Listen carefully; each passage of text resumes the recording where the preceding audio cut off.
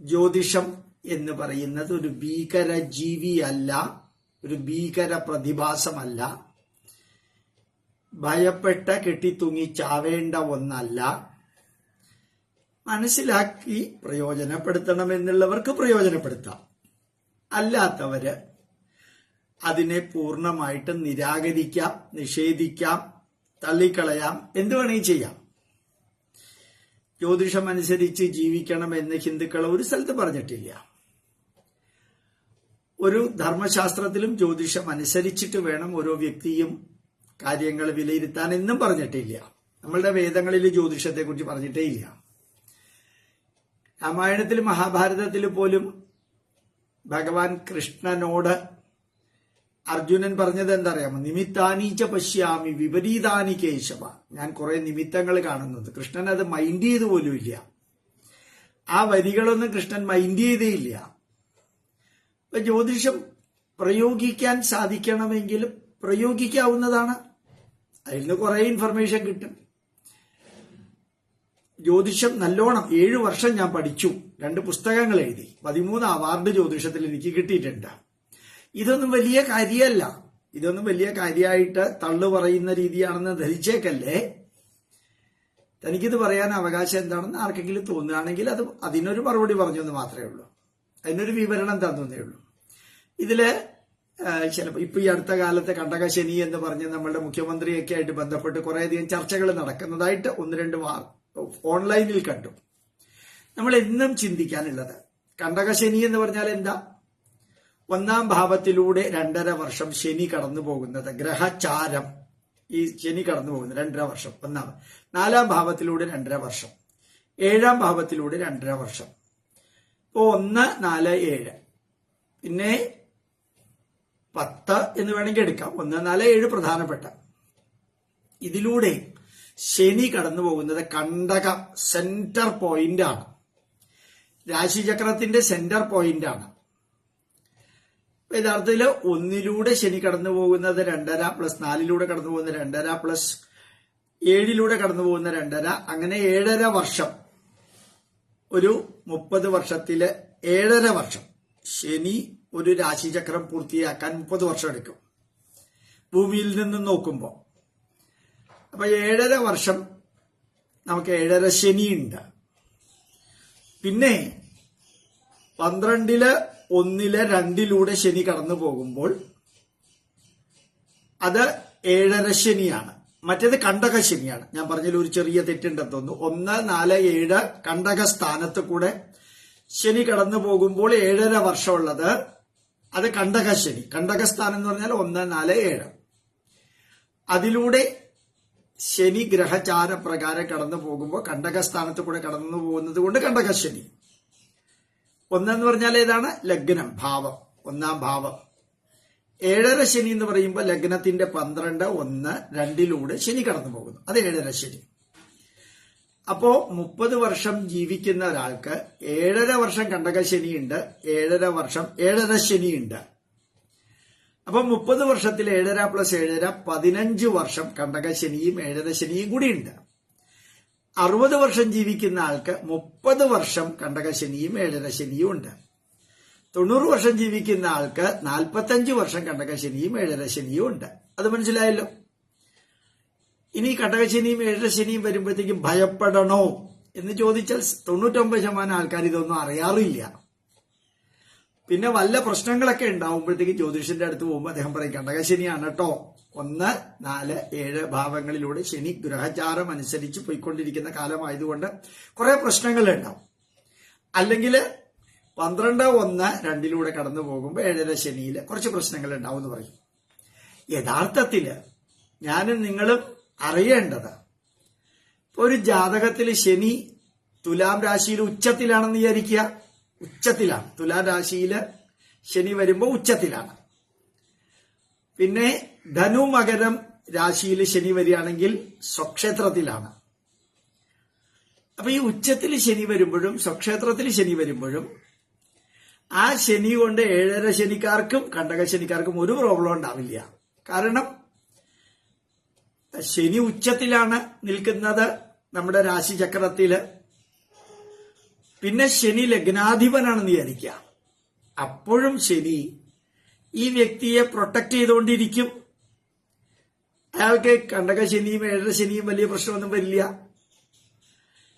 ഇനി ശനിക്ക് ശുഭഗ്രഹങ്ങളുടെ ദൃഷ്ടി ഉണ്ടെന്ന് വിചാരിക്കുക. വ്യാഴത്തിന്റെ ദൃഷ്ടി പ്രധാനമായിട്ടും, പിന്നെ ശുക്രന്റെ ദൃഷ്ടിയും കൊള്ളാൻ തരക്കേടൊന്നുമില്ല. അപ്പോഴും ശനി വലിയ പ്രശ്നം ചെയ്യില്ല.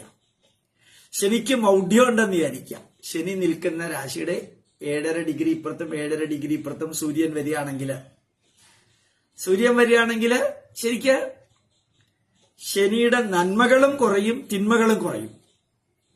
അപ്പൊ മൗഢ്യം വന്നു കഴിഞ്ഞാൽ, ഇന്ന് ഒരു പേപ്പറിൽ കണ്ടു ശനി മരിച്ചു എന്ന്. മൗഢ്യം വന്നപ്പോഴത്തേക്ക് ശനി ചത്തു, മരിച്ചു എന്നാ എഴുതിയേക്കണത്. അങ്ങനെ ശനി മരിക്കുമൊന്നുമില്ല, അത് അട്രാക്ഷൻ വരുത്താൻ വേണ്ടിയിട്ട് കൊടുത്ത ടൈറ്റിലാണെന്നേ ഉള്ളൂ.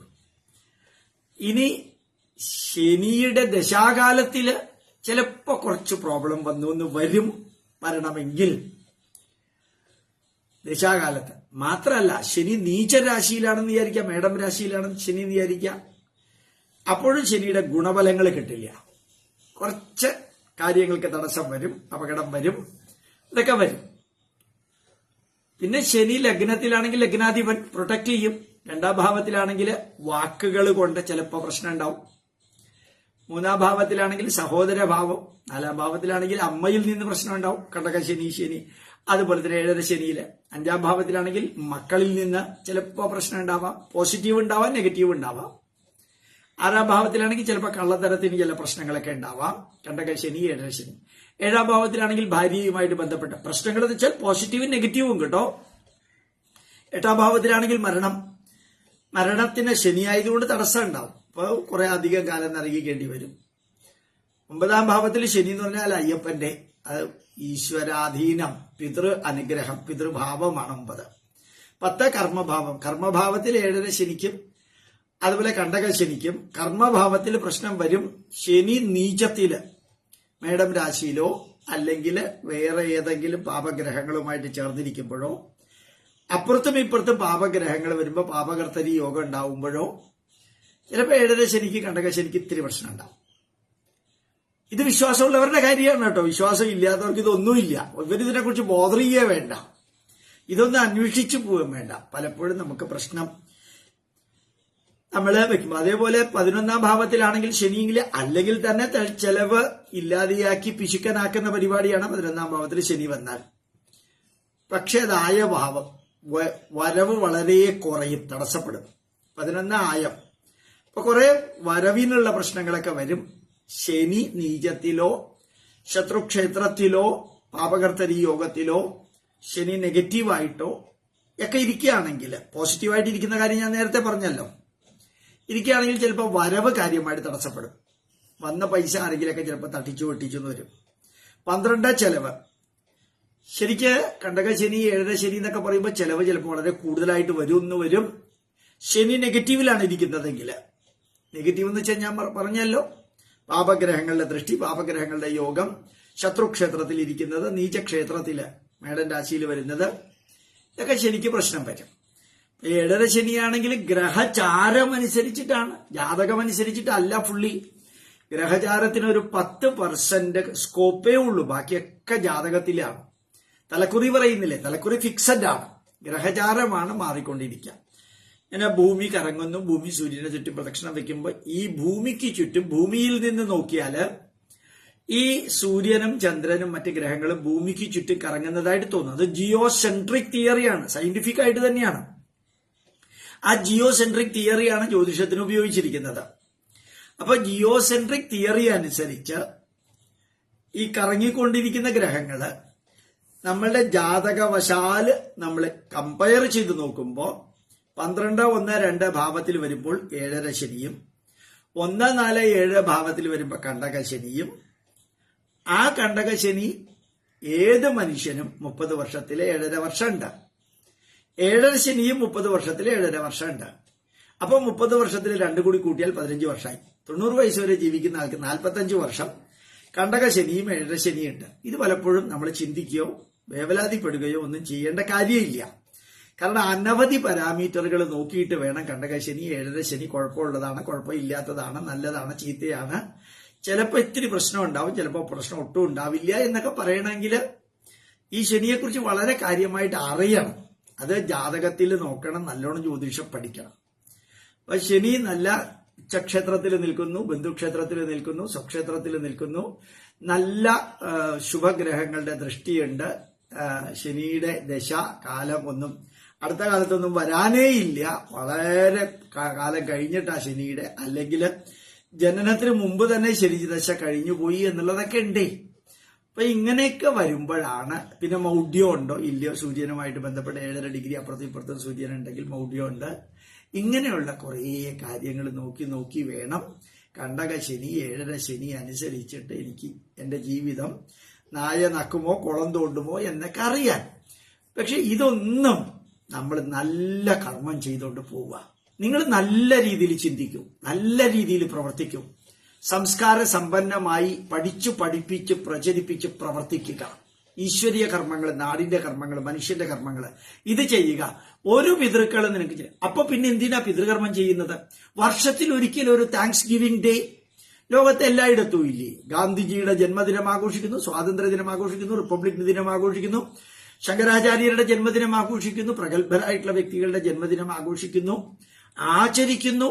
അതുപോലെ തന്നെ നമ്മളുടെ അച്ഛന്റെയും അമ്മയുടെയും ഓർമ്മകൾ നിലനിർത്താനായിട്ട് യഥാർത്ഥത്തിൽ വർഷത്തിൽ ഒരിക്കല് നമ്മൾ പിതൃകർമ്മം നടത്തുന്നു. അത് പിതൃക്കൾക്ക് തിന്നാനുള്ള ഉണ്ട കൊടുക്കലൊന്നുമല്ല, പിതൃക്കൾക്ക് അത് കിട്ടിയോന്ന് അന്വേഷിക്കുകയില്ല. ആ മന്ത്രത്തിലൊന്നിലും ഇത് പിതൃക്കൾക്ക് തിന്നാനാണെന്ന വാക്കും പറഞ്ഞിട്ടില്ല.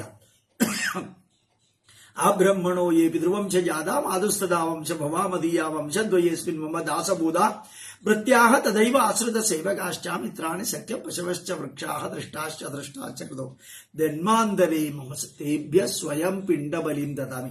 ഞാൻ ഈ പിണ്ടബലി കൊടുക്കുന്നതേ പറഞ്ഞിട്ടുള്ളൂ, ഞാൻ തന്നെത്താനെ കൊടുക്കുന്നു. അത് അവർക്ക് തിന്നാനുള്ളതാണ്, അവർക്ക് വിശപ്പ് മാറാനുള്ളതാണ്, അവർക്ക് സുഖമായിട്ട് അന്നദാനത്തിന് മാറി അടിച്ചു മാറ്റാനാണെന്ന് പറഞ്ഞിട്ടേയില്ല. ഇല്ലാത്തത് പലതും നമ്മൾ ഉണ്ടാക്കി പറയുകയാണ്. മാതൃവംശേ മൃതായേശ്ച പിതൃവംശേ തദൈവച ഗുരു ശുശുരബന്ധൂരാ വേജാന്യേ ബാന്ധവാമൃത ഏമേ കുലേ ലുപ്തപിണ്ഡാഹ പുത്രധാര വിവർജിത ക്രിയാലോകവദാശൈവ ജാത്യന്താ പങ്കവസ്തത വിരൂപാമഗർഭാശ്ച ജ്ഞാതാ ജ്ഞാതാകുലേ മമ ഭൂമൗ ദത്തേന ബലിന തൃപ്തായാന്തു പരാംഗതി. ഈ ബലി ഞാൻ കൊടുക്കുമ്പോൾ എനിക്ക് ജന്മം നൽകി വലുതാക്കിയ ആ പിതൃക്കളുടെ സ്മരണയിലൂടെ ഒരു തൃപ്തായാന്തു പരാംഗതി, പരാംഗതിയിലേക്ക് പോയവരെ നമ്മൾ അയച്ചവർക്ക് തൃപ്തി ഉണ്ടാവട്ടെ എന്ന് പറഞ്ഞേക്കണം. അവരുടെ വിശപ്പടങ്ങട്ടെ എന്നല്ലല്ലോ പറഞ്ഞിരിക്കുന്നത്. നമ്മുടെ പൂർവികർക്ക് ഒരു സ്ഥലത്ത് തെറ്റ് വന്നിട്ടില്ല. തെറ്റ് വരുത്തിയിരിക്കുന്നത് ഇപ്പോൾ ഉള്ള ആചാര്യന്മാരാണ്. ചൊവ്വേ നേരെ പ്രൊനൗൺസിയേഷൻ പോലും അറിയാതെ വെറുതെ വാദിച്ച് ഏതൊക്കെയോ ചോദ്യങ്ങൾക്ക് ഇല്ലാത്ത കറുത്ത പൂച്ചേനെ ഇരുട്ടുമുറിയിൽ തപ്പിയിട്ട് ചിലതൊക്കെ ചെയ്യുകയും പറയുകയൊക്കെ ചെയ്യുന്നതാണ്. അതുകൊണ്ട് ജ്യോതിഷത്തിൽ വിശ്വാസമുള്ളവർക്ക്, അവർക്ക് വിശ്വാസം ഉണ്ടെങ്കിൽ ഞാൻ അവർക്കൊരു ഉത്തരം കൊടുക്കണമല്ലോ. അതുകൊണ്ട് ഈ കണ്ടകശനിയും 7.5 ശനിയും ഇതൊക്കെ പറഞ്ഞുകൊണ്ടിരിക്കേണ്ട കാര്യമൊന്നുമില്ല. സന്തോഷമായിട്ട് ജീവിക്കാം, ജന്മദിനങ്ങൾ ആഘോഷിക്കാം, ക്ഷേത്ര ദർശനം നടത്തുക, പാവങ്ങൾക്ക്, വിശക്കുന്നവർക്കും വേദനിക്കുന്നവർക്ക്, അനാഥർക്കും വൃദ്ധർക്കൊക്കെ സഹായിക്കുക. നമ്മുടെ കുറച്ച് ഊർജം, സമയം, സമ്പത്ത്, അറിവ് നമ്മുടെ രാഷ്ട്രത്തിനും നമ്മുടെ രാഷ്ട്രത്തിലെ ജനങ്ങൾക്കും ഭാരതത്തെ ലോകം മുഴുവൻ എത്തിക്കാനുള്ള മഹായജ്ഞത്തിനും ഉപയോഗിക്കുക. അതിനേക്കാൾ വലിയ ഒരു പിതൃകർമ്മവും ഇല്ല. ഒരു 7.5 ശനിയില്ല, ഒരു കണ്ടകശനിയില്ല. ഇനി ഭയപ്പെടാനുള്ളതല്ല, കണ്ടകശനി ഭയപ്പെടാനുള്ളതല്ല. അതൊക്കെ നമ്മൾക്ക് എന്തെങ്കിലുമൊക്കെ പ്രശ്നം ഉണ്ടാവുമ്പോൾ ശ്രദ്ധിക്കണം എന്ന് വേണമെങ്കിൽ എടുക്കുക, അല്ലെങ്കിൽ അതിനെ കുറിച്ച് ബോധർ ചെയ്യേ വേണ്ട. ഞാനിത് പറയുന്നത് നല്ലത് ചെയ്യാൻ എല്ലാവരെയും പ്രേരിപ്പിക്കുക, നിങ്ങൾ നന്മയുടെ പ്രതീകമായി മാറുക. അല്ലെങ്കിൽ ചാണക്യൻ പറഞ്ഞത് മാതിരി ഈ ഗ്രഹങ്ങളാണ് നിങ്ങൾക്കെല്ലാം തരുന്നതെങ്കിൽ അപ്പൊ പിന്നെ ബാക്കിയൊന്നും ചെയ്യണ്ടല്ലോ, ഗ്രഹങ്ങളെ ഇങ്ങനെ പ്രീതിപ്പെടുത്തിക്കൊണ്ട് രാവും പകലും ഇരുന്നാൽ മതിയല്ലോ എന്നാ ചാണക്യന്റെ നീതിസാരത്തിലെ തുടക്കം തന്നെ. നമ്മുടെ പൂർവികരിങ്ങനെ ഈ ജ്യോതിഷത്തെ പരിധിക്ക് അപ്പുറമൊന്നും ഇതാക്കിയിട്ടില്ല. ശ്രീരാമനും ലക്ഷ്മണനും ഭരതനും ശത്രുഘ്നും ഒക്കെ കല്യാണം കഴിച്ചത് ജാതകം നോക്കിയിട്ടൊന്നുമല്ല. ശ്രീകൃഷ്ണൻ 3 എണ്ണത്തിലോ 4 എണ്ണത്തിലോ ഒക്കെ കെട്ടിയത് ജാതകം നോക്കിയിട്ടൊന്നുമല്ല. ഇതിന്റെ അർത്ഥം ജാതകം നോക്കണ്ട എന്നല്ല, നോക്കണം എന്നുള്ളവർ നോക്കിക്കോളൂ. പക്ഷെ നല്ല നല്ല അലയൻസ് വരുമ്പോ ജാതകത്തിന്റെ പേരിൽ തട്ടിക്കളയല്ലേ എന്ന് പറഞ്ഞു, അത്രേ ഉള്ളൂ. പിന്നെ ജാതകം നോക്കിയാൽ ഒരു പ്രശ്നം ഉണ്ടാവില്ല, അങ്ങനെയൊന്നുമില്ല. ജാതകം നോക്കിയില്ലെങ്കിൽ എല്ലാ പ്രശ്നവും ഉണ്ടാവും, അങ്ങനെയും ഇല്ല. ജാതകം നോക്കിയാലും നോക്കിയില്ലെങ്കിലും നമ്മളുടെ പ്രവൃത്തിയിലും കയ്യിലിരിപ്പും ശരിയല്ലെങ്കിൽ പ്രശ്നം ഉണ്ടാവും, ആർക്കായാലും. അതിന് ജാതകമൊന്നും നോക്കണ്ട.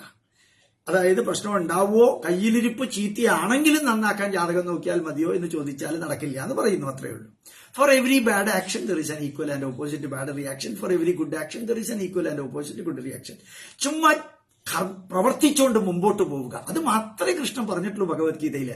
അതാണ് ഹിന്ദു ധർമ്മത്തിന്റെ എസൻസ്. മറക്കരുത് കേട്ടോ. അപ്പൊ ഇന്ന് ജ്യോതിഷത്തെ കുറിച്ചൊരു ക്ലാസ് എടുത്തു. പ്രണാമം, നമസ്കാരം. കേൾക്കാൻ